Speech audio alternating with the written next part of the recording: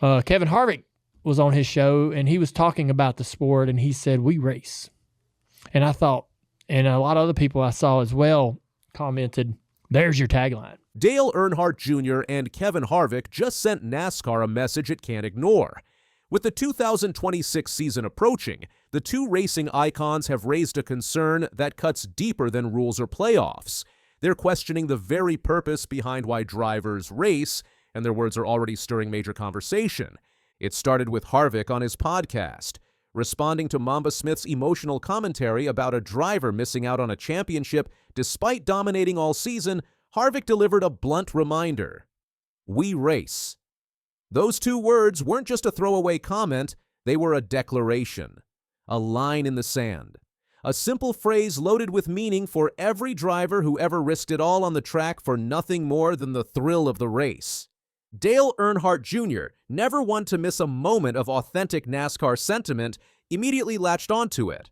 On his Dirty Mo Media podcast, he said, "Speaking of we race," so Kevin Harvick was, I don't know if he's talking on his podcast or something, but a couple of weeks ago, but he said that. He goes, "We race."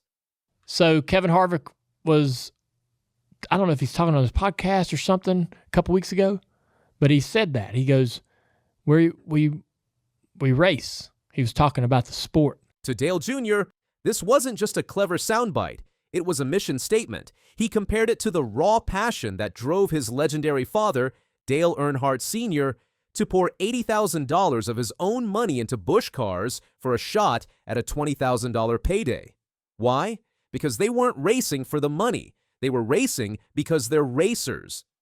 That unfiltered drive, Dale Jr. believes, is what NASCAR must tap into if it hopes to reignite excitement around its marquee event.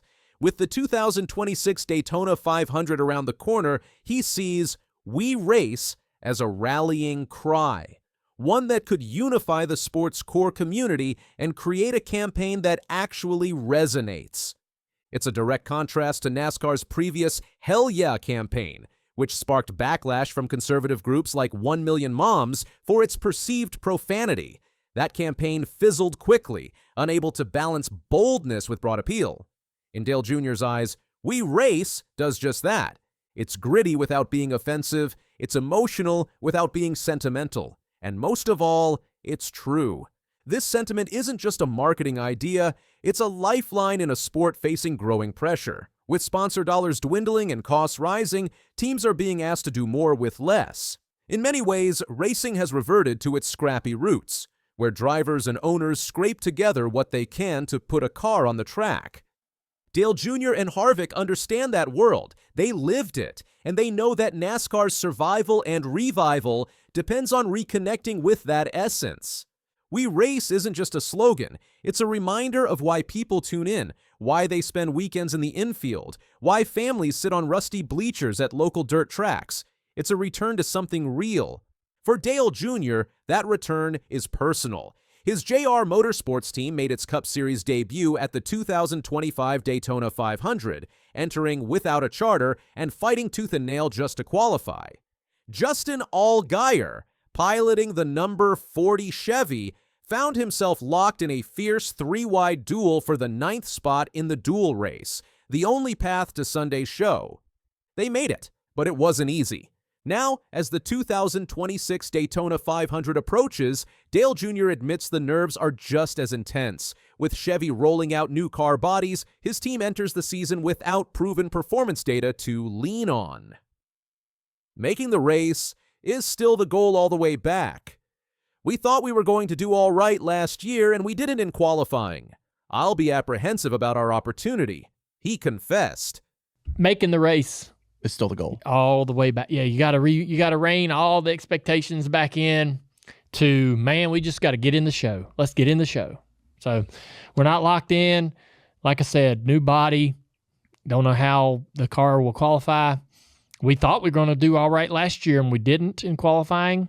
So, if we can, I'll be, apprehensive about our opportunity. And that anxiety is shared by every non-charter team trying to break into the sport's biggest race. Unlike chartered entries that are guaranteed a starting spot, open teams must earn it.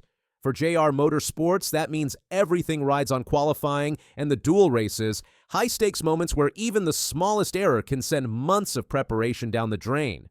But for Dale Jr., it's worth it. You just want to get there and roll the car out for Sunday morning and put it on the grid. That's like a proud moment, he said.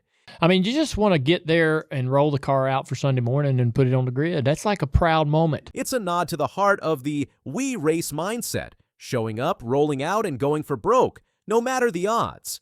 This spirit is exactly what Dale Jr. wants to see NASCAR embrace in 2026. Instead of glossy marketing campaigns that feel disconnected from the garage, he believes NASCAR should lean into authenticity. Showcase the racers, highlight the underdogs, celebrate the struggle. After all, racing isn't just about winning, it's about trying. And trying is something JR Motorsports knows well.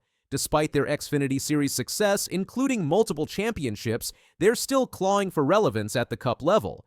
Last year's Daytona attempt was both a test of their capabilities and a statement of intent. Backing their effort is Traveler Whiskey, a key sponsor that's embraced the raw and rebellious side of racing culture. The partnership isn't flashy, but it fits. It reflects the blue-collar identity that defined NASCAR for decades, an identity that fans are eager to see return. Beyond the branding, Dale Jr. has also used the "we race" ethos to reflect on NASCAR's shifting priorities. Over the years, he's voiced concerns about the sport losing touch with its roots, favoring entertainment value over competitive integrity.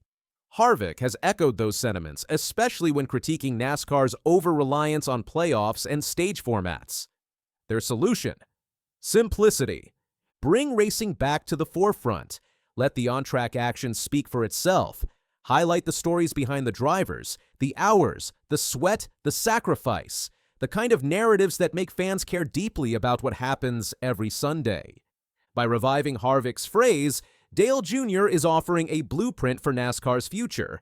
Get back to what made the sport great, and that starts with the Daytona 500. Historically, Daytona has always been more than just a race.